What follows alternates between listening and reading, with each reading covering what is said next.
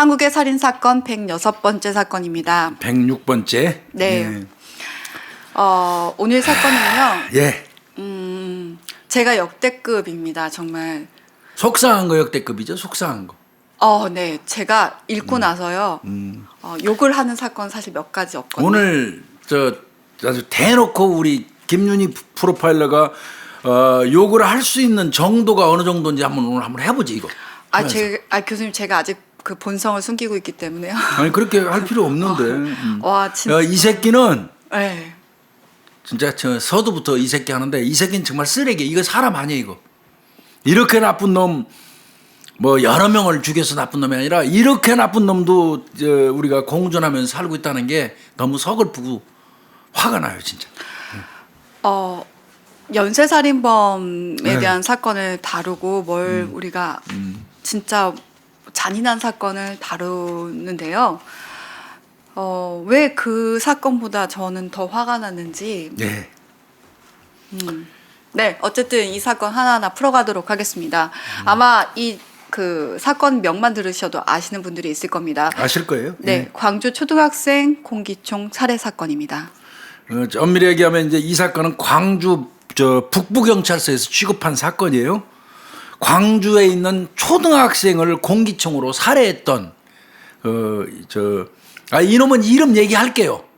그냥 일반적으로 이씨 하는데 이 새끼 이름이 이기운입니다. 이런 나쁜 놈 이름 얘기해 주세요. 이기운 48살. 이기운이라는 놈이 이 나쁜 놈이 그 광주 초등학교 학생을 공기총으로 살해했던 사건인데 이게 발생한 게요. 2009년 6월 4일 날이에요. 한여름입니다. 11년 전 2009년 6월 3일 날 밤 8시 28분경에 그 당시 이기훈이가 네. 인테리어 업자였습니다. 인테리어 업자. 네. 인테리어 업자인데 이놈이 점포는 없어요. 점포는 없고 차에다가 인테리어 하는데 들어가는 그 도구 뭐 이런 거 싣고 돌아다니면서 이제 벌어먹는 놈이에요. 그러니까 승합차를 끌고 다니죠. 봉고 승합차를. 이놈이 술 취해가지고 자기 내연녀 애인이죠. 네. 만나기 위해서 이제 봉고차를 운전해 가다가 이제 그 시작한 게 그렇고요. 정확히 8시 30분경에 8시 30분경에 광주 북구에 있는 일곡동 네. 그 한 아파트 앞을 이제 이게 지나가면서 교통 신호를 무시해 버렸어요. 이 새끼가 이기훈이가. 네. 무시하는 바람에 마침 그 인근에 있는 태권도장에서 태권도 수업을 끝나고 나와가지고 횡단보도를 건너가던 초등학생 11살짜리 정군. 너무 가슴이 아파요. 정군을 이놈이 탁 추돌을 한 거예요. 네. 예. 쿵 소리 나면서 이제 나뒹굴었겠죠, 애가. 예. 그렇다면 보통의 사람들이라면 바깥에 나가서 아이의 안전을 살펴야 되잖아요. 근데 이제 그 전에 먼저 아이가 아마 딱 부딪히고 났는데 잠시 후에 일어났나 봐요. 그때는 심하게 안 다친 거예요, 그러니까 아이가. 예. 그러니까 근데 아이가 이제 아마 머리를 그래도 부딪혔나 봐요. 이제 아스팔트인지 어딘지 모르겠지만 머리를 만지면서 그 아이가 상가 쪽으로 울면서 막 달려간 거예요. 근데 이때 정 씨가 이기훈이 어떻게 했냐면 이 아이를 막 가서 쫓아갑니다. 차 세우고. 네, 차 세우고 쫓아가서 아이를 세웁니다. 뒤쫓아가서. 뒷덜미로 딱 잡았다고 그래요. 네. 예. 그러니까 뭐 아이가 다쳤으니까 병원을 데려가려고 했겠죠. 그렇죠. 네, 그러면서 자신의 승합차에 태우고 인근 병원으로 갑니다. 여기까지는 일반적으로 일반인입니다. 일이에요. 네. 물론 뭐 교통 신호 위반을 해가지고 횡단보도 건넌 아이를 추돌을 한 거 자체가 잘못된 거지만 어찌됐건 애가 크게 안 다쳐가지고 울면서 이제 상가 쪽으로 뛰어가는 걸 보고 이놈이 쫓아가서 애를 잡은 거는 잘한 거예요. 그냥 두면 뺑소니잖아요. 그래서 10분 뒤에 20시 40분경에 그 인근에 있는 한 종합병원 응급실로 애를 데리고 갑니다. 여기까지는 잘했어요. 저는 예. 근데 교수님 이 장면을 나중에 다시 봤을 때 만약에 타임머신이 있다면 이 아이가 이때 상가 쪽으로 뛰어가서 그냥 갔으면 어땠을까? 그러면 이 사건은 벌어지지 않았죠. 네. 나중에 수사에서 뒤늦게 뺑소니로 이놈만 처벌받고 끝났겠죠. 근데 잡혔고 아이를 잡았고 강제로 자기 차에 태워서 병원 데려간다고 종합병원 응급실로 간 거 이것까지는 일반적인 일이고 그렇게 하는 게 맞아요. 네. 아이가 내가 차로 추돌했는데 아이가 멀쩡하다고 도망가 버린다고 놔둬버리면 나중에 진짜 뺑소니 되거든요. 네. 그러니까 쫓아가서 어떻게든지 애 잡아가지고 애 병원에 이상이 없는지 데리고 가는 거는 그거는 잘한 거예요. 그렇게 해야 됩니다, 누구나. 네. 그런데 문제는 그 병원에서 가니까 정밀 검사를 이제 부딪혀서 나가 떨어졌으면 뇌출혈이 몰래 조금씩 시작될 수도 있고 별게 다 있잖아요. 네. 정밀 검사를 받으려면 MRI 찍어야 되죠. 네, 근데 이게 아까 8시 반입니다. 그렇죠. 오후 8시 네. 반이면 보통은 없어요. 그때 MRI를 촬영하지 않습니다. 아마 그 진료 시간이 끝났다고 네. 얘기를 한 것 같아요. 그러면서 큰 병원을 가봐라. 다른 병원으로 가야 된다고 이제 여기서는 정밀 검사를 할 수 없다고 그렇습니다. 병원에서 이제 얘기를 한 겁니다. 이때 그 간호사하고 나눈 시간이 딱 2분이에요. 2분. 들어가자마자 간호사가 MRI 찍어야 되는데 여기는 MRI 기사가 퇴근하고 없으니까 MRI 하는 다른 큰 병원으로 가세요. 알았어요 하고 애 데리고 나온까지 딱 2분이에요. 네. 머문 시간이 네. 2분. 근데 이때 이놈이 그 대화를 나누는 과정에서 이미 살해를 결심한 게 아닌가 싶어요. 왜 그렇다면 이 사람이 살해를 결심했을까? 우리 궁금해할 수 있잖아요. 이 씨의 상태, 이 씨가 지금 현재 처한 상태를 본다면 이기훈이가 그냥 네. 이씨 이런 이 새끼한테는 시도 붙여주면 안 돼. 이기훈이가 이기호는요 2005년 3월에 제주시에서 만취운전으로 이미 면허가 취소된 사람입니다. 술 먹고 운전해가지고 제주도 가서 네. 근데 2007년 7월에요. 전남 장흥에서 또 무면허 운전으로 2년간 아예 응시 제한을 받습니다. 그러니까 이겁니다. 2005년도 3월 달에 만취운전으로 면허 취소됐잖아요. 네. 그러면 면허를 다시 따려면 1년이 걸려요. 1년이. 그래서 1년이 걸리니까 2005년 3월부터 2006년 3월까지 면허 취소가 됐고 이제 2006년 3월 달에 따야 되는데 못 딴 것 같아요. 그러다가 그냥 무면허로 끌고 다니다가 2007년도에 장흥에서 걸린 거예요. 근데 무면허 운전을 하다가 적발되잖아요. 그럼 행정처분 또 2년 걸려요. 면허 저는 따는데. 예. 이런 생각 한 번도 안 해봤거든요. 근데 네. 이거 보면서 아예 음주운전으로 면허 취소가 되든 아니 무면허 운전으로 취소가 되든 2년이 아니라 진짜 평생 못 하겠으면 좋겠다는 생각을 했습니다. 예. 근데 2008년도에 일괄적으로 사면이 있었어요. 2008년도 대선이 있지 않았나요? 8년입니까? 아마 그런 경우 일괄 사면 들어가면서 면허 정지 들어갔던 사람들 이런 사람들을 싹 풀어주거든요.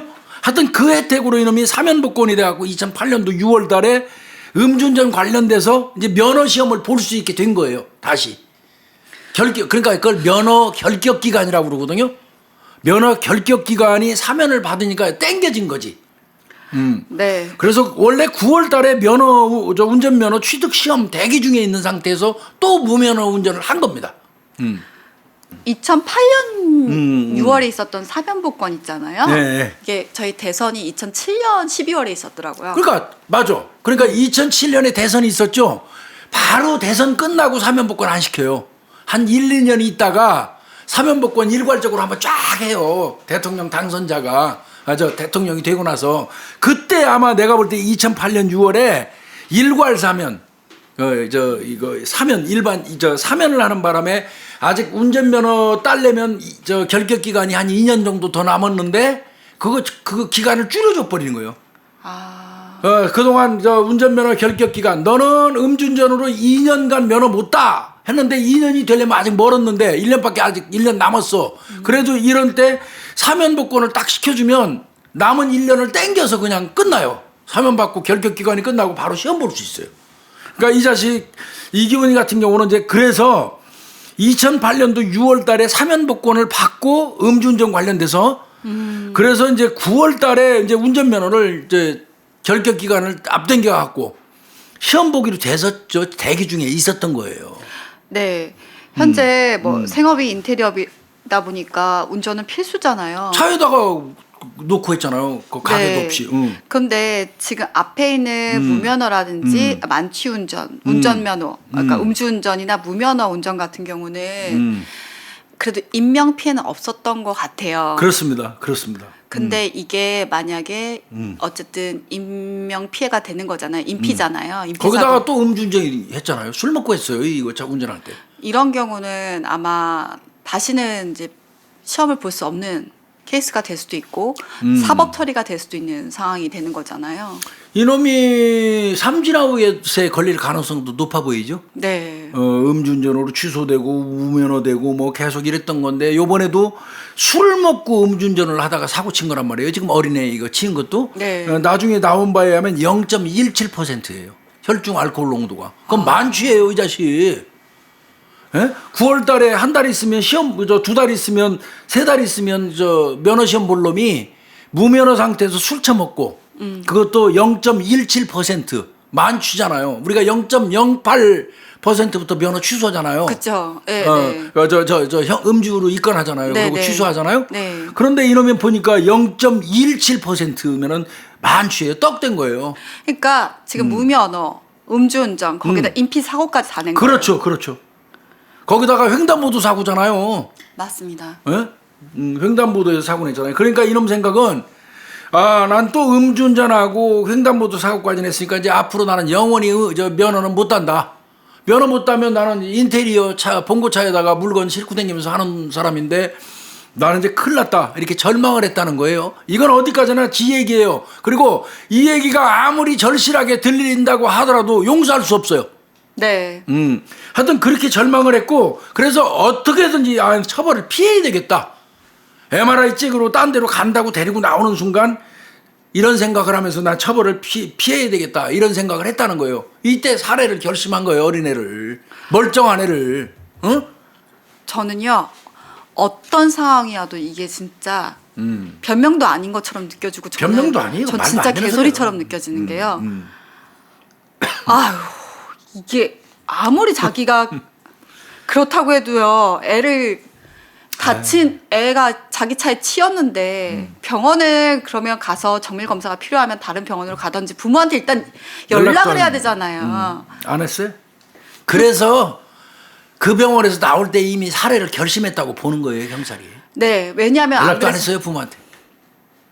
우리 김유희 프로파일러가 막 화가 나가지고 얼굴이 울긋불긋 말을 더듬고 지금 그러네. 근데 조금 차분히 저거예요. 정말 나쁜 새끼 맞아요. 이 새끼는 뭐 나 면허 없으면 생업을 이어갈 수도 없고 완전히 인생 쫑나기 때문에 내가 이런 짓을 했습니다. 이렇게 변명했지만 이거는 변명거리도 아니고 상식적으로 말이 되는 소리도 아니고 그냥 말 그대로 인간 쓰레기의 어떤 푸념 같은 거예요. 이게 나중에 이렇게 뭐 PD님이 이렇게 올려주시겠지만 이 CCTV에 병원에서 아이랑 맞아요. 같이 들어오는 장면이 있어요. 아이 멀쩡해요. 멀쩡해요. 멀쩡해요. 그런데 이 새끼는 죽일 생각을 하고 자, 애 데리고 나왔죠 병원에서. 네. 나오자마자 초등학생을 그 조수석 봉고차 조수석에 태우고 병원으로 가는 게 아니에요.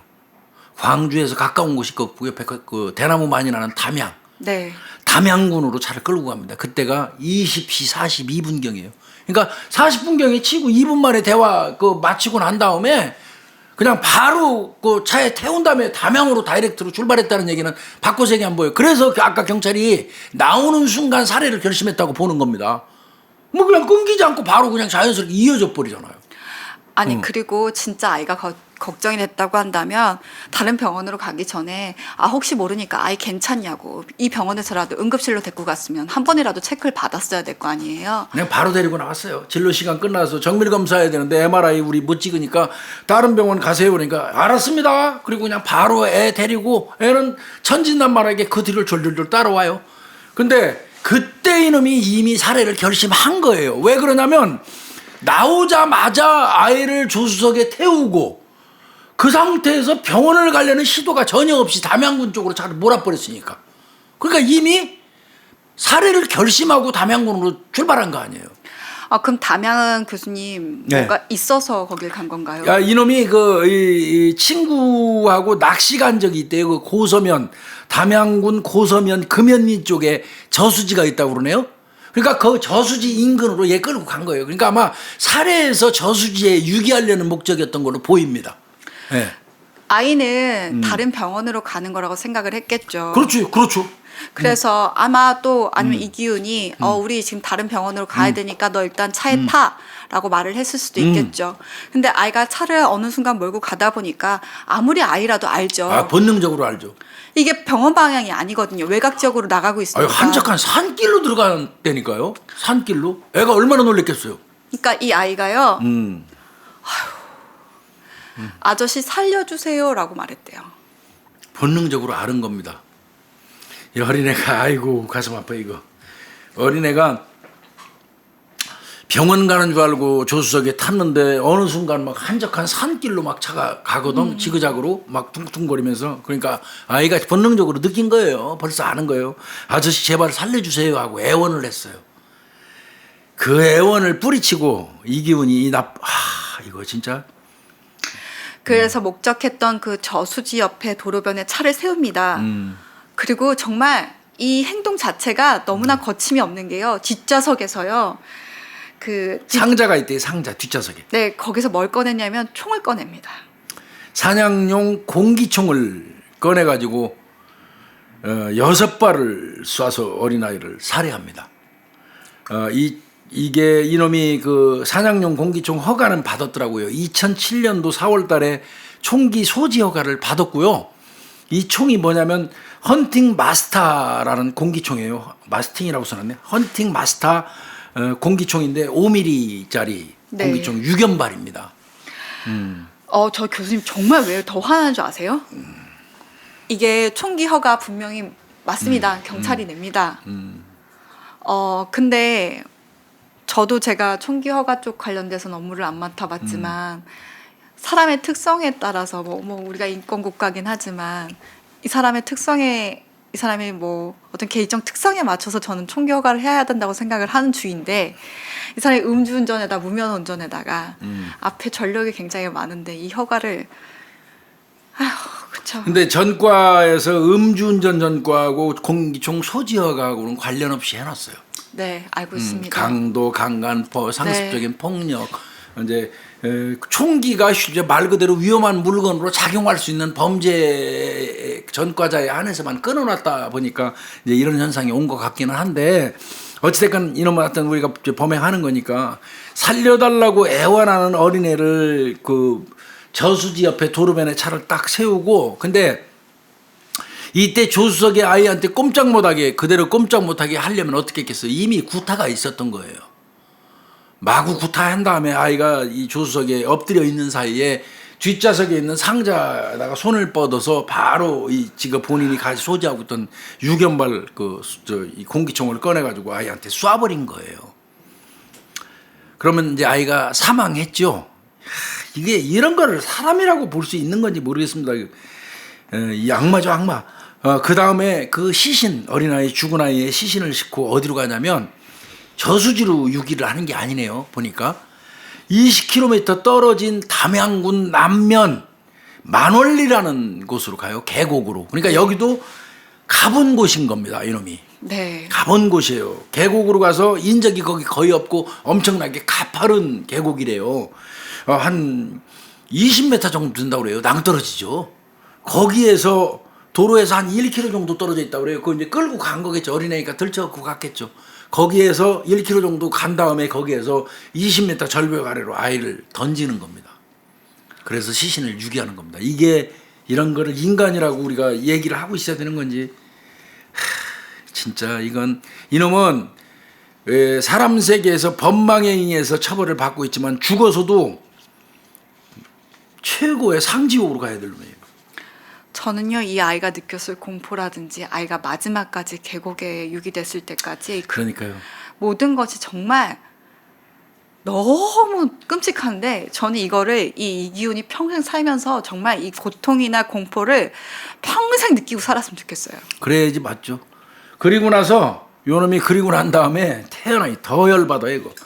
밤 11시 30분이 돼가지고 다시 지가 사고 낸 광주시 일곡동으로 와서 원래 그 내연녀 만나러 가고 네. 있다가 사고 쳤잖아요. 네. 그러니까 뭐 좀 늦어 하면서 딜레이 시켰겠죠. 그리고는 밤 11시 30분에 가가지고 이제 그 애인을 내연녀라고 얘기하면 안 돼. 애인을 만납니다. 내연녀라고 하는 게 맞을 것 같은데 왜 그러냐면 이놈이 유부남이기 때문에 그래요. 네. 내연녀를 만났어요. 첫 사고가 난 게 아이가 친 게 8시 반입니다. 그리고 이 내연녀를 만나러 온 시간이 11시 30분입니다. 즉 3시간 만에 모든 범죄는 다 이루어졌고요. 그 3시간 안에 본인은 마음 정리가 끝난 건지 모르겠지만 그쵸. 이렇게 내연녀를 만나러 온 겁니다. 그래서 만나가지고 또 거기서 이런 얘기도 해요. 내가 교통사고 내갖고 초등학생을 친 다음에 내가 살해했다. 그러니까 내연녀 입장에서는 이게 믿겨지겠습니까? 아유, 야 허풍 좀 떨지 마. 라고 하면서 말을 막았답니다. 근데 아마 이 자리에는 내연녀 이외에도 다른 일행들이 있었던 것 같습니다. 네, 술자리였다고 하더라고요. 술자리에 있었던 것 같습니다. 근데 이제 거기서 그런 얘기 하니까 내연녀가 아유 좀 제발 그 허풍 좀 치지 마. 이제 아마 옆에서 그렇게 얘기했겠죠. 그런데 이 내연녀가 며칠 후에 피해자 가족이 배포한 실종 전단지를 우연히 보게 돼요. 네. 근데 그 비슷한 시간대에 그런 일이 있었던 거거든요. 그러니까 이거 거짓말이 아니네. 그때 술 먹을 때 와가지고 내가 초등학생 친 다음에 내 죽여가지고 거기다 갖다 유기했다는 얘기가 이거 사실일 수 있겠다. 그래서 이거 경찰에 신고합니다. 경찰은 접수를 받았겠죠. 예. 그래서 출동을 해서요. 그 이기훈을 임의 동행을 일단 합니다. 네, 그럼 사실 여부를 이제 추궁을 하겠죠. 끝까지 그런 일 없다고 처음에 얘기했습니다. 그러다가 결국은 자백을 했는데 아마 내가 판단할 때는 이 자백을 한 이유가 있어요. 이놈은 교통사고로 사망한 걸로 가려고 한 겁니다. 교통사망사고로. 그러면 고의살인하고 교통사망사고는 처벌에 있어서 차이가 어마어마하게 나죠. 네. 그러니까 못 이기는 척 자백을 하는데 뭐라고 거짓 자백을 하냐면 내가 퉁 하고 아이를 쳤을 때 이미 아이는 심하게 다쳐서 죽음 직전이었다. 그 상태에서 신음하고 그러길래 내가 그냥 어쩔 수 없이 그냥 죽인 거다. 이런 식으로 얘기를 하는 거예요. 그러니까 정말하면 아이가 사망에 이르게 된 이유가 교통사고라는 거죠. 지가 공기총으로 쏴 죽인 얘기는 전혀 안 한 겁니다. 이 거짓 자백도 진짜 이해가 될 수가 없는 게요. 신음해서 죽였다? 보통은 아이가 아파서 신음하면 병원에 데려갑니다. 병원 가야죠. 이게 자기는 변명이 될 거라고 생각하고 자백이 될 거라고 생각하는 것 자체에 저는 생각 자체가 이해 불가능해요. 우리 김유희 프로파일러가 흥분해가지고 이 분석이 잘 안 되네. 큰일 났다 이거. 그냥 이런 거짓 자백을 하는 것 자체가 정말 공감 능력이 떨어진다고 봐요. 아무리 자기 편에 의해서. 이거 사람 아니죠. 네. 이거한테 공감 능력을 뭘 따져요? 이 기분이 이게 사람입니까? 좀 사람 아니죠. 예, 저 뉴스파이터의 김명준 앵커가 사람입니까? 맞아, 이게 사람입니까 이거? 예? 근데 그 전에 이제 이게 이렇게 얘기하고 이 새끼 잡아오니까 경찰이 허겁지겁 저 주변 댕기면서 목격자 조사했어요. 네. 그 사고 지점 자체가 이 번잡한 상가 주변이었다는 거예요. 아까 보는 눈이 많아요. 아까 아파트 단지 앞이죠. 네였고 아이가 태권도장에서 오는데 보통 생각해 보세요. 태권도장이 어디 있습니까? 한가운 진짜 한적한 곳에 있지 않아요. 아파트 단지 주변에 있고 거기가 또 워낙 범잡한 상가 주변이다 보니까 다행히 목격자들이 몇 명 나옵니다.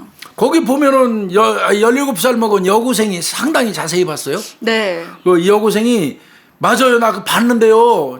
봉고차가 아이를 횡단보도에서 쾅 쳤는데 애가 바닥에 벌렁 나자빠졌다가 일어나더니 막 울면서 상가 쪽으로 애가 뛰어갔어요. 그러니까 그 운전수에서 운전하던 아저씨가 내려서 쫓아가더니 목 뒷덜미를 잡아 끌면서 병원에 데려다 준다고 하면서 차에 태웠어요. 아주 구체적으로 봤어요. 그러면 신음하던 아이가 아니네요. 그렇죠. 그러고 그 여고생 얼마나 꼼꼼하냐면 차 색깔도 봤어요. 그 다음에 차종도 봤어요. 본고. 네. 그 다음에 그 운전자 이기훈이 인상착의도 자세히 설명을 했어요. 경찰한테. 네. 그 다음에 사고 시간도 거의 정확하게 맞췄어요. 그 이외에도 인근 주민도 봤어요. 네. 네. 그렇다면 아이가 좀 다쳤다고 하는데 많이 다쳤었나요? 아마 이렇게 물어봤겠죠. 그랬더니 아니 사고 나서 애 머리에서 피는 조금 났는데 피는 났구나, 조금. 멀쩡하게 일어나서 분명히 걸어갔어요. 내가 봤어요.라고 하는 인근 주민도 있었던 겁니다. 그러면 애가 저 죽음 직전에서 신음하기 때문에 죽인 건 아닌 거예요. 이 목격자 얘기만 들으면 네. 멀쩡하게 걸어댕긴 거 아니에요. 그러니까 이거는 이 새끼가 거짓말했다는 거고 경찰이 볼 때는 네. 거짓말했고 이제 사실은 이놈이 이제 그 내연녀가 얘기해가지고 검거한 걸 우리가 먼저 말하다 보니까 이제 좀 순서가 뒤틀린 감이 있는데 사실은 이놈을 내연녀가 얘기해서 경찰이 검거하기 직전에 이제 어떤 일들이 있었냐면 경찰이 그 주변에서 한 300명 정도 탐문도 하긴 했어요. 근데 솔직히 말씀드려서 300명 탐문을 했다고 그러는데 이기훈이를 특정 못했다면 이 경찰의 300명 탐문은 장난하고 있는 겁니다. 솔직히 얘기해서. 네, 분명히 엄마가 아이가 들어오지 않으니까 집에서는 분명히 아이를 신고를 했겠죠. 그러다 보니까 경찰도 어느 정도 착수를 해서 수사를 하고 있었던 상황이었던 겁니다. 근데 탐문을 했는데 이기훈이 특정이 안 된 거였죠. 300명을 탐문했다고 그 본인들 보고서에 적혀 있는데 300명을 탐문했으면 어떻게 이기훈이를 못 찾아요. 그 번화가 있어 인상 차이까지 다 나오고 하는데 내가 볼 때는 300명 탐문했다는 거는 수박 겉핥기로 300명 만나봤습니다. 그 소리밖에 안 돼요. 이 부분은 제가 볼 때 이 초등수사 수사 과정에서 경찰 잘한 거 없어 이거. 이건 엉터리입니다. 내 수사해본 사람 입장에서 볼 때는. 그리고 이제 오직하면 그 가족들이 전단지를 4,000장을 뽑았어요. 아이. 그때까지는 아이가 죽었는지 뭐였는지 모를 때니까 사라져버린 거죠. 쉽게 얘기해서. 그래서 4,000장을 뿌린 거예요. 그 뿌린 거를 내연녀가 본 거란 말이에요. 만약에 가족이 4,000장을 제작해갖고 뿌리지 않았으면 내연녀가 볼 일도 없고 안 봤다면 아이는 이 사건 찾는데 애 많이 먹었을 거예요. 경찰 수사 잘한 거 하나도 없어 보입니다. 이거 제가 볼 때는. 네. 어쨌든 이기훈의 말이 진실인지 하나하나 확인하는 네. 과정에서 병원 CCTV도 확인을 네. 하게 됩니다. 네. 근데 병원에 아이와 이기훈이 같이 들어가는 걸어서 들어가는 장면이 목격이 되고요. 네. 아까 교수님도 얘기하셨지만 아이가 진짜 천진난만하게 들어가요. 그럼 뒤를 졸졸졸 따라서 가는 거예요. 아이 표정이요 정말 다 보이거든요. 그 이후에 들어갈 때 모습 나올 때도 졸졸졸 뒤따라가는 모습이 또 나와요. 그 CCTV에. 이거는 이 CCTV는 전단지가 뿌려져서 내연녀가 신고하기 전에 경찰이 찾았어야 되는 CCTV예요. 그렇지 않습니까? 네. 애가 태권도장에서 나와서 걸어가는 그 위치, 그 동선을 판단할 때 교통사고에서 죽었을 수도 있어요. 어린애들이 다칠 수도 있어요. 그런 거는 아주 경찰이 솔직히 해서 우리가 교본을 가르치지만 교본에 나와 있어요. 기본 공식이에요. 이거는 솔직히 얘기해서 이놈이 자백하고 난 다음에 병원 압수수색 해가지고 병원 CCTV 봤다는 것 자체가 순서가 거꾸로 된 겁니다. 원래 경찰이 미리 봤어야 돼, 이거. 근데 하여튼 어찌됐건 범인이 검거되고 난 다음에 신고자에 의해서 검거되고 난 다음에 병원을 거꾸로 압수수색해가지고 어린애가 천진난만하게 졸졸졸 이 새끼 살인마 새끼를 들어갔다 나오는 모습이 찍혀 있는 걸 본. 너무 가슴 아파 이거 우리 정 PD님이 올려주시긴 하겠지만 이건 전 너무 가슴 아프더라고요. 그리고 이제 이 새끼 잡았으니까 당연히 그 차로 쳤으니까 차량 감식해야겠죠. 네. 차량 감식에서도 큰 흔적이 없었습니다. 그 얘기는 심하게 안 때린 거네 아이. 네. 추돌한 게. 만약 추돌이 커서 아이가 컸다면요, 그 흔적이 분명히 고스란히 차량에 남습니다. 네, 흔적은 거의 없었고요. 아까 번잡한 그 도심이었기 때문에 역시 과속은 어려웠을 거라고 그렇죠. 판단이 들고 그렇다면 경상이었을 거라고 생각이 드는 거죠. 그리고 경상이었잖아요. 애가 졸졸졸 따라다녔잖아요. 네. 그러니까 나쁜 놈 새끼. 그런데 이게 차량 안쪽에 흩뿌려진 형태의 혈흔이 발견이 됐어요. 안쪽에서 안쪽은 추돌을 왜겠습니까? 했는데 차 안에서 흩뿌려진 혈흔. 이거 뭐겠어요? 총상이죠. 그렇죠. 총 쏠 때 아이 몸에서 피가 튄 거죠. 이런 악마를. 그러니까 이제 차량 감식해가지고 얻은 거는 몇 개 되는 거죠. 네. 최초에 쳤을 때 아이 크게 안 다쳤다. 네. 또 그 장소는 여건상 과속할 수 있는 곳 아니다. 그럼 많이 안 다쳤을 가능성 많다는 거 추론됐고요. 그 다음에 차 내부에서 혈흔이 나왔다는 거는 차 내부에서 뭔가 무슨 짓을 했다는 뜻이고요. 그 혈흔을 이제 채취해서 아이 건지 아닌지 DNA 대조하면 되겠죠. 네. 그렇게 했고요. 그러고 나서 어쨌든 살해를 했다고 본인이 내연녀한테 얘기를 했기 때문에 아이가 죽었다라는 건 경찰이 어느 정도 인지를 했을 겁니다. 그렇죠. 그렇다면, 본인도 죽였다고 그랬잖아요. 너 아이 어디다 뒀냐. 그래서 자백을 합니다. 네. 네, 처음에는 그 뭐 시 외곽 쪽에다 유기를 했다고 거짓말을 했다고 하더라고요. 그렇죠. 아주 애매겠답니다, 그거.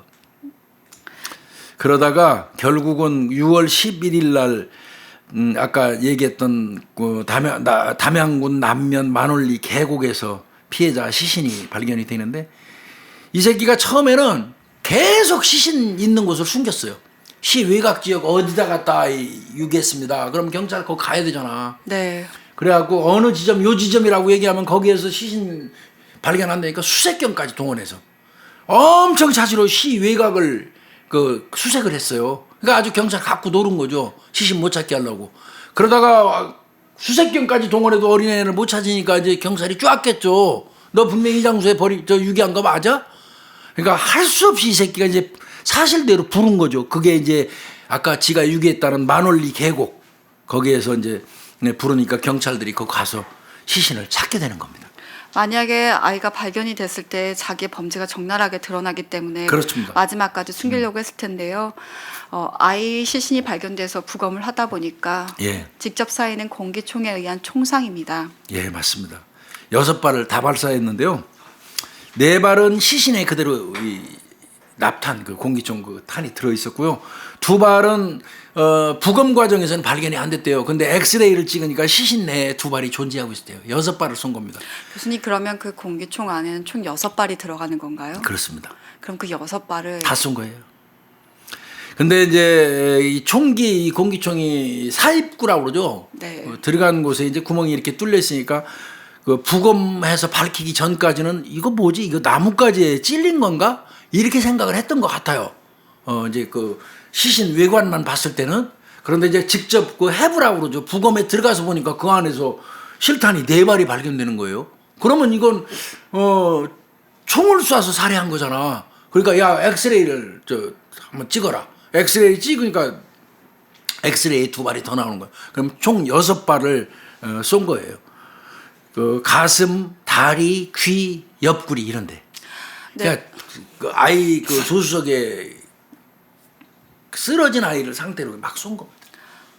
네. 이건 인간이 아니에요. 이건. 이게 총상은 6발인데 총상은 7군데가 나왔다고 하는데요. 이건 뭐냐면 아이가 움츠려져서 네. 통과. 네, 했다는 거예요. 통과하면은 이쪽을 통과해서 여기에 맞으면 7군데가 되죠. 네, 그러니까 그런 형태죠. 어쨌든 아이가 움츠려져 있었던 상황이라는 거잖아요. 그렇죠. 그래서 이제 그 당일날 피해자 행적을 좀 이제 경찰이 봤어요. 네. 태권도를 이제 마칠 시간이 넘었는데 애가 안 들어오니까 이제 부모들이 태권도장에 전화해가지고 하니까 운동 끝나고 갔다 그러는데 집에서 태권도장까지 5분 거리래요. 얘는 바로 집 앞에서 저 교통사고를 당한 거고요. 네. 그러니까 부모들하고 막 찾으러 다녔던 모양이더라고. 혹시 당일날. 아이가 뭐 친구네 집에 갔을 수도 있고 그렇죠. 놀러 갔을 수도 있으니까. 찾으러 다녔다고 그래요. 네. 그러다가 안 들어오니까 애가 6월 5일 날 그 다음날 새벽까지도 애가 안 들어오면 이거 초등학생이 이거 문제 있는 거 아니에요. 그래서 그때 경찰에 신고하고 신고받은 경찰관이 태권도장 뭐 집 주변 이쪽을 막 엄청 탐문하고 수색하고 다녔는데도 발견을 못했던 거고요. 목격자를 그때 확보를 못했다는 게 난 이해가 안 가요. 왜냐하면 인근 주민이었고 또 고등학생이었는데 아니, 초등학생. 그 목격자가 고등학생이었잖아요. 그럼 주변에서 쾅 소리가 났고 분명히 그랬다면 그럼요. 목격했을 사람들도 있고 저는 CCTV 같은 것도 분명히 그 멀리서도 분명히 건성을 한 겁니다. 있었을 텐데 그때까지는 뭐 아이가 사고 당한 목격자에 대해서도 확보가 안 된 상황이었습니다. 그리고 경찰은 혹시 아이가 가출한 게 아니냐. 이게 왜 이제 내가 보니까 이거 자기 반성 차원에서 얘기하고 가는 겁니다. 경찰을 내가 비난하려는 목적은 아니에요. 이거 목격자 그 어린애가 6월 5일 날 새벽까지 태권도장 간다고 가가지고 안 들어와서 경찰이 신고를 했다고 그래서 현장 나가서 수색한 건 잘했어요. 그런데 그 번화가 그 거리에서 목격자를 경찰이 못 찾았다는 건 내가 볼 때는 못 찾은 게 아니라 이거는 게을르게 하고 건성으로 해서 못 찾은 거예요. 이건 명백히 그래요. 근데 그 이유가 뭐냐면 바로 이거예요. 아이가 그 부모의 꾸지람을 받고 가출했을 걸로 판단한 거예요. 그 어떤 일이 있었냐면 얘가 꼬맹이가 평소에 부모님들한테 뭐 해달라 그래가지고 안 해주면 집 나간다고 자주 말을 했다는 거예요. 그리고 그 사고 당일날 형하고 또 크게 싸웠대요. 이 꼬맹이가. 그 얘기를 이제 부모들한테 들은 거야. 이제 가출 신고하러 오면 무슨 일 없었어요, 애가? 이제 물어보면 내 형하고 싸운 거 그 특이한 상황을 얘기한 거야, 가족이. 그 얘기 듣고 그 애 평소 성향은 어때요? 아, 이놈이 절대 가출할 놈은 아니다. 그 뭐 사달라고 해서 안 사주면 집 나간다고 그 땡깡 부리는 건 있다. 뭐 이런 얘기를 했는데 그것만 귀담아 들은 거예요, 이 경찰들은. 그래서 단순 가출을 생각했기 때문에 그 번화가에서 교통사고 나서 본 사람이 그렇게 많음에도 불구하고 목격자를 건성으로 하는 바람에 못 찾았던 겁니다. 이게 예단이라든지 예측을 어설프게 하면 이런 결과가 나와요. 이 내연녀가 전단지 그것도 가족이 만드는 전단지 보고 저 경찰이 신고 안 했으면 이 사건 언제까지 갔을지도 몰라 이거. 일단 경찰 입장에서는 아이가 가출했을 수도 있다라고 생각했고 목격자를 확보를 못하다 보니까 교통사고라든지 범죄 연루의 가능성은 되게 낮게 봤던 거죠. 그러니까 수사를 소홀히 한 거죠. 어? 근데 또 이제 경찰이 이제 또 뭐 헷갈리는 게 없지 않아 있기는 해요. 그 당시에 그 애들이 이게 문제 얘기는 해요. 애들이 저 제보하는 건 좀 조심해야 돼요. 얘 친구 애들이 봤다는 거예요. 얘는 이미 사망한 이후의 시간대에 걔를 봤다고 또 경찰에 얘기를 했어요. 얘가 없어지니까 얘들 친구들한테 경찰이 전부 전화를 했을 거 아니에요. 그러니까 그 중에 몇몇 놈이 조금 전까지 누구 걔 봤다고 어디서 이런 식으로 얘기를 해버린 거야. 애들 얘기는 믿으면 안 돼요. 그러니까 경찰은 봐. 이게 사고 나고 그런 거 아니야. 이미 걔는 죽어 있는 시간인데 얘가 목격담을 얘기해버리니까 이거 오인해버린 거예요. 착각을 하고. 그 이후에도 막 오인 신고가 20건 이상 들어왔었다고 그래요. 그러니까 이게 목격자 못 찾은 거 아까 뭐 내 경찰이 결과적으로 잘못했고 건성으로 했다는 건 분명하지만 거기에 실패하는데 상승 요인으로 한 게 애들이 봤다고 얘기한 거, 거짓말한 거.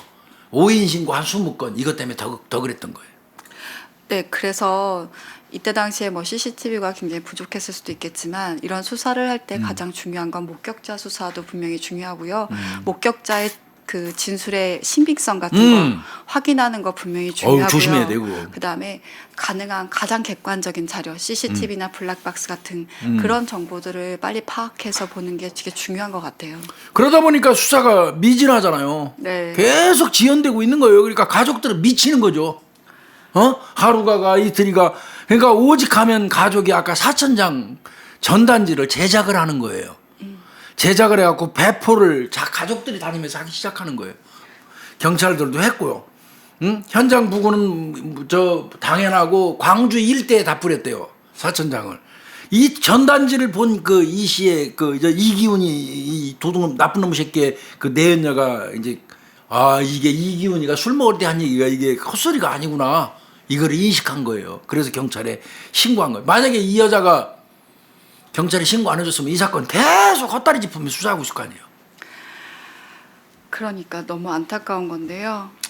속상하더라고. 이거 정말 너무 속상하더라고. 이거 앞으로는 사건 찾더라도 이런 사건은 안 찾으려고 그래. 가슴이 너무 아프더라고. 이거 하면서. 그래서 이 아이의 사건은 이제 많이 이슈가 됐었습니다. 그러다 보니까 아이의 장례식 같은 것도 이제 뉴스 보도에 나왔는데요. 사건 발생 9일 만인 13일 날 장례식이 치러졌는데 아이가 아이 학교도 이제 한 바퀴 돌죠. 네, 들렀는데 그때 이제 아이 어떻게 보면 마지막 등교길이죠. 그렇죠. 아이에게. 그래서 유족과 교직원들 한 50명이 지켜보는 그 가운데 아이가 이제 마지막 등교길을 끝내고 이제 하늘나라로 갔다고 합니다. 영락공원에다가 이제 안장을 했고요.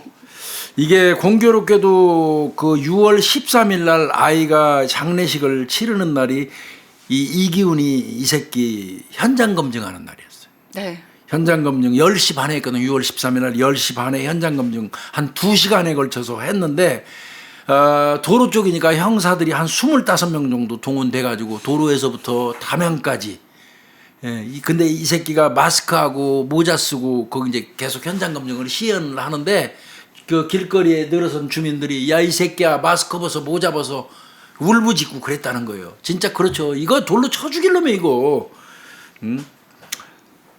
에이 그때 재연할 때 나온 게 뭐냐면요. 때려가지고 조수석에서 이미 고꾸라져 있는 아이한테 총을 겨냥해서 한 발 한 발 쏘는 거를 재현을 했어요. 그래서 이 그 순서가 현장 검증 과정에서 나온 겁니다. 그 모습을 본 그 주민들이 저 새끼 죽여야 된다고 죽여버려 하고 아우성을 쳤고 정말 그랬다는 거야. 그냥 슬쩍 모르는 척하고 비껴줘서 뒤지게 맞게나 하지 그거.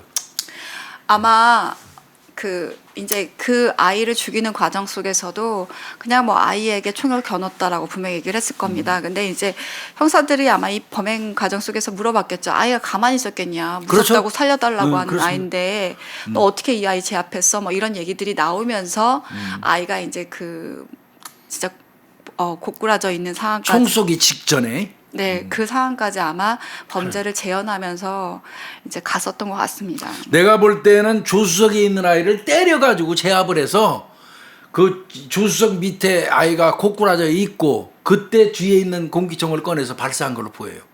그걸 그대로 이 새끼가 재현한 거예요. 이건 악마입니다, 악마.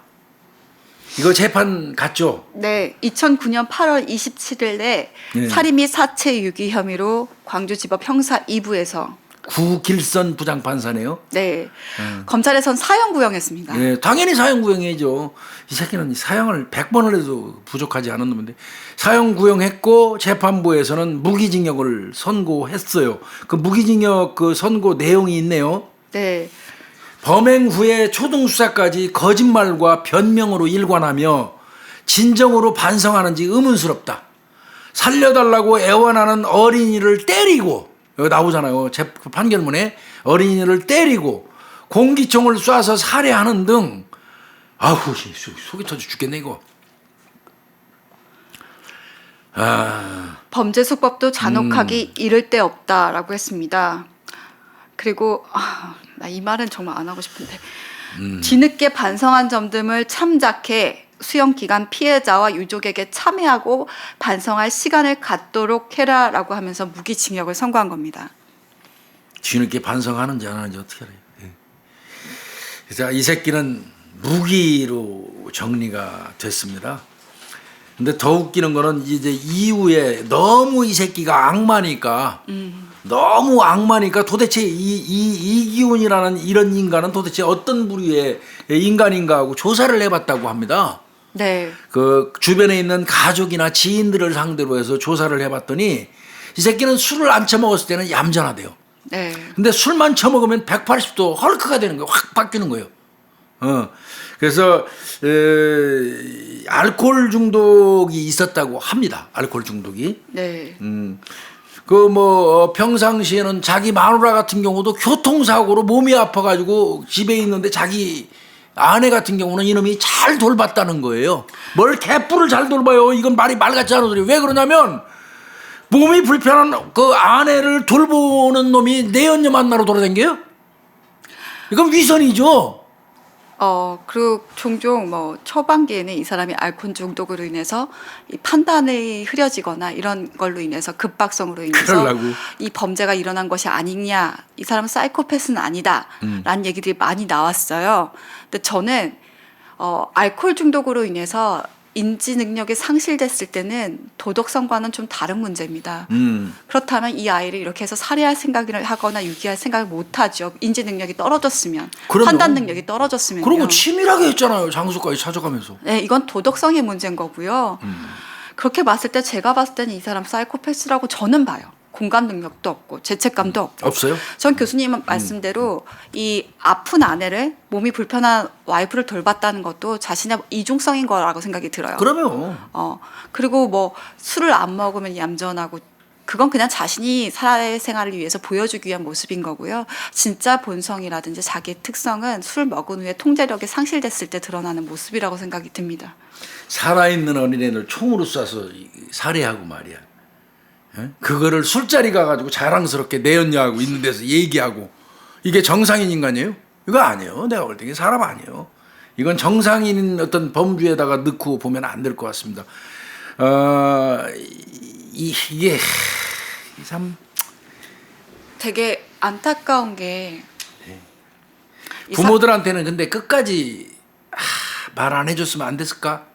부모들은 뺑소니로 아이가 사망해서 교통사고로 사망해서 그냥 아이 시신을 유기한 걸로 이렇게까지 알고 있었는데 결국 나중에 총에 의해서 살해됐다는 걸 부모들이 알았잖아. 이게 언론 보도가 나면서 그거 끝까지 부모님은 장례가 치를 때까지 아이가 뺑소니로 사망한 거라고 생각을 그렇게 했대요. 알았어요. 근데 이게 저는 사실 상상이 좀 안 가는데 교수님, 이게 부모가 아이가 교통사고로 사망한 것과 총상으로 사망했다라는 거에 알았을 때 부모의 충격은 훨씬 더 크겠죠. 이런 경우는 가능하면 안 알려주려고 애를 쓰거든요. 전혀 안 알려주면 경찰이 문제가 있고요. 이런 경우에는 가족 중에 가장 잘 감당할 수 있는 분한테 대표적으로만 말씀드리고 정리하는 경우도 있어요. 오히려 부모가 내 자식이 교통사고로 사망한 게 아니고 총기에 의해서 사망했다는 거 알게 되면 올 수 있는 충격이 어마어마하거든요. 얘 늦둥이로 났대요. 형하고 차이도 많이 난다는 거야. 얼마나 이뻤겠어 이거. 응? 근데 하여튼 그래요. 언론이야 뭐 피해자고 뭐고 그 개념 없으니까요. 그냥 특별한 거 나오면 그 자체가 특종이고. 에이, 썩은 언론들 많죠. 하여튼 부모님 같은 경우는 뺑소니로 내 아이가 교통사고로 사망했다고 알고 있었는데 나중에 아이가 교통사고는 아무것도 아니었고 결국 이놈한테 납치돼가지고 공기총에 의해서 살해됐다는 사실을 알고 이분들 아마 수명 단축되고 사는 게 사는 세월이겠습니까? 이 부모님들이 정말 부모님들 힘드시고 고통스러우실 것 같아요. 정말 그래도 저희가 드릴 수 있는 말씀은 그냥 힘내시라고 좋은 곳에 가 있을 거라고 어린아이 이렇게밖에 말씀드릴 수가 없을 것 같습니다. 이거 길게도 참 못하겠습니다. 그냥 요 적정선에서 정리하고 마치도록 하죠. 김 프로파일러 할 얘기 더 있어요? 네. 조사한 게 몇 개 더 있는데 그거 넣었으면 좋겠습니다. 이건. 네. 제가 이 사건을 주지다 보니까 이 사건을 다뤘던 데가 많잖아요. 여러 군데서. 엄청나요. 네, 다뤘는데 제가 기사를 보다 보니까 이 유사한 사건이 중국에서도 있었더라고요. 중국에서는 어떤 사건이 있었냐면 2011년 중국에서 대학생이 부모의 차를 끌고 나와서 음주운전하고 무면허로 운전하다가 사람을 치었대요. 대학생이? 네, 근데 피해자가 살아 있으니까 칼로 찔러서 아마 살해하고 도주하는 사건이 있었는데 이때 중국에서는 사형을 선고했고요. 사형시켜야죠. 2심에서도 상고가 기각돼서 바로 사형을 집행까지 했다고 합니다. 그게 맞죠. 네. 그래서 거기 판결문이 범행 동기가 극히 비열, 범죄 의도가 매우 악성이며 범죄 수단이 특히 잔인하고 인간 존엄성을 잃은 지 오래됐기 때문에 자수를 했어도 법정 최고형을 언도한다. 자수까지 했는데도 이 판결문 대한민국 판사님들 좀 참고하십시오. 아주 간단 명료하고 명확하게 쓰셨네요. 네. 저는 인간 존엄성을 잃은 지 오래됐기 때문에. 그렇죠. 이거는 그렇잖아요. 딱 맞는 거는 이기훈이하고. 세상에 11살 먹은 어린애를 공기총으로 살해할 생각을 했다는 것 자체부터 이놈의 뇌구조를 어떻게 봐야 되는 건지 이 사건은 조사하는 과정에서 화두나고요. 참 화나더라고요. 근데 교수님 이게 이제 제가 조금 앞에 너무 흥분해서 거론을 하긴 했지만 아니 이런 사람이 어떻게 공기총을 갖고 있을 수 있지? 사냥총을 갖고 있을 수 있지라고 아마 의문을 갖고 계신 분들이 있을 그렇죠. 겁니다. 그리고 이 사람은 그럼 정당하게 총기를 갖고 있었던 건 맞는가? 라는지 의문을 품으신 분들이 있는데 그걸 아마 교수님이 그래서 조사를 해오셨어요. 이게 이제 이 공기총 소지하려면 총포, 도검, 화약류 등의 안전관리에 관한 법률에 총포, 도검, 네. 총포, 총탄, 포탄, 도검, 칼이에요. 또 화약류 이런 거 등의 안전관리에 관한 이 법률이 있는데 그거에 의거해서 이제 본인이 신청을 하면 전과조회 같은 거 하고 그다음에 정신질환이 있는지 여부를 보기 위해서 그 기록을 뽑아요. 네. 진료 기록 뽑고 그다음에 전과 뽑고 이 사람한테 총기 허가를 내줘도 되는지 여부를 판단을 하거든요. 근데 이제 그 부분에서 이거는 우리 김유미 프로파일러가 하나의 화두를 저는 제가 볼 때 던진 거라고 봐요. 이 사람 이런 이기훈이 같은 인간이 총을 가지고 있었기 때문에 어린애를 총으로 살해한 거 아니냐. 근데 이 사람 무면허에 음주운전 같은 전과가 몇 개씩이나 있는데 이 사람한테 이 총포 도금 화약류 이거 소지허가 내주면 되냐 이제 이 얘기시잖아요. 이제 일견 그 전과는 어떤 걸로 특정되냐면 살인, 강도, 강간, 무슨 절도라든지 폭력 이런 쪽에 어떤 강력 범죄의 전과가 있는 사람에 한해서만 전과를 보고 이제 통제를 해요. 네. 그리고 이제 뭐 일반적으로 우리 사회가 가지고 있는 운전 관련돼서 음주운전 관련돼 음주운전에 대해서는 아직도 관대하잖아요. 맞습니다. 그 음주운전 관련된 거, 무면허 관련된 거 이런 거는 총기 소지를 해도 그걸로 뭐 사람을 해코지할 것 같지는 않다고 판단을 한 건데 저는 보세요 이거. 음주운전 여러 번 해가지고 여러 번 했잖아요. 여러 번 해가지고 지 운전면허 관련돼서 이제 영 희망 없다고 판단되니까 아이까지 살해하잖아요. 그 천사 같은 아이까지. 그렇다면 적어도 이제 총기 그 소지 관련된 거 음주운전을 한다는 얘기는 바꿔서 얘기하면 술을 자주 처먹는다는 소리고 술 먹으면 실수를 자주 하는 놈이라는 소리예요. 판단력이 떨어지고 그죠? 네. 그런 놈이라면 음주운전도 총기 소지 허가에서 배제하는 게 몇 개의 전과 몇 개 이상으로 특정한 다음에 배제하는 게 맞지 않을까 싶습니다. 예. 그래서 분명 이때 당시만 해도 음주운전에 대해서 과하게 생각하지 않았었습니다.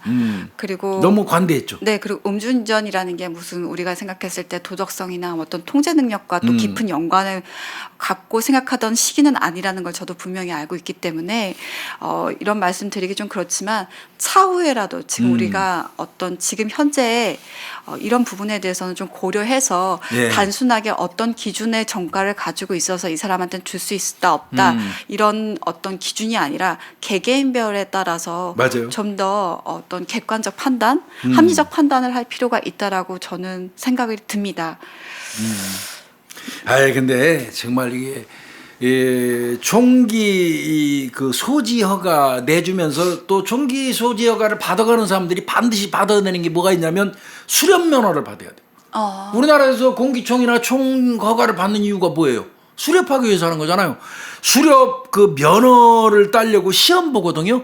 그게 이제 그 근거 규정은 야생 생물 보호법하고 총포 도금 그 안전관리에 관한 법 요 두 개에 의거해서 그 법에 의거해서 수련 면허를 내주는 거예요. 근데 수련 면허 내줄 때 그 시험 보는 거든 간단하게 시험 보는데 갔잖아. 시험 봐요. 정말 웃기지도 않아요. 50문항 주는데 50문항 60점 이상이면 합격이에요. 근데 이거 진짜 그냥 일반 성인이라면 얼마든지 따는 정도의 이게 난이도가 낮고요. 그 다음에 그거 시험 본 다음에 4시간 외부 협회에서 그냥 실습 교육 받으면 돼요. 근데 사실은 그 실습 교육을 시키면서 그 시간 4시간 이상 더 관심을 갖고 교육시켜야 될 게 총기 오남용이에요. 네. 그런 부분 교육이 좀 필요해요. 그러니까 허가 요건이 너무 쉽기 때문에 이거 좀 까다롭게 해야 되는 거 아니냐는 거는 좀 의견을 말하고 싶어요. 종종 총기에 의한 사고가 일어나고 네. 있습니다. 이걸로 사람을 살상하는 경우가 범죄 현장, 그러니까 사건, 그러니까 저희가 현장에서 종종 보잖아요, 교수님. 맞아요. 그렇기 때문에 이런 부분에 있어서 교육이라든지 저는 그냥 단순하게 신체 검사 정도가 아니라 이 사람에 대한 뭐 어쨌든 살상을 뭐 허가해 주는 거니까 좀 정신적인 어떤 검사 같은 것도 분명히 맞아요. 그런 거 있어야 해야 돼요. 되지 않을까라는 생각을 합니다. 총기 소지 허가는 영원한 숙제예요. 이것도 사실은. 네. 그리고 여기에 더해서 하나 꼭 붙인다면 인터넷상에다가 총기 제작하고 화약 제작하는 거 제발 좀 올리지 마십시오. 그거 올리는 사람들은 자기들이 그 자랑스럽게 잘난 척하면서 인터넷에 그 총기 제작하고 화약 제조하는 거 올린 걸로 인해서 절대 다수의 어떤 그 알 수 없는 피해자들이 양산되고 있다는 도덕적인 책임감 그런 것도 좀 느껴야 돼요. 제발 좀 인터넷 들어가갖고 총기 뭐 이런 거 심지어 석궁 만드는 거 이런 거 그런 그 위험한 물건 제조하는 과정을 올리는 사람들이 있는데 그 잘난 척 진짜 그건 잘난 척이 아니에요. 미친 짓 하고 있는 거고 정말 나쁜 짓 하고 있는 거고 할 수 있다면 범죄를 하고 있는 겁니다. 이거 총기 관련된 거는 여러 가지 할 얘기가 있겠지만 아마 이제 조만간 금년 12월에 제대하는 군 출신 수사관 후배가 있어요.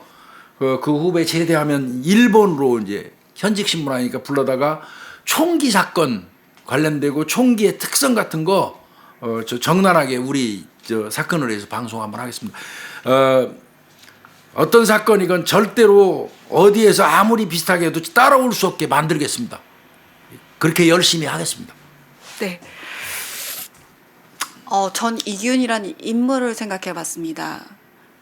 무면허, 음주운전, 아이를 살해하고 그렇게 유기를 하고 문란한 사생활. 네, 거기다가 총기 뭐 사냥을 위해서 총기까지 소유 허가를 받았던 사람, 그리고 뒷좌석에 자기가 총기를 갖고 다니던 사람.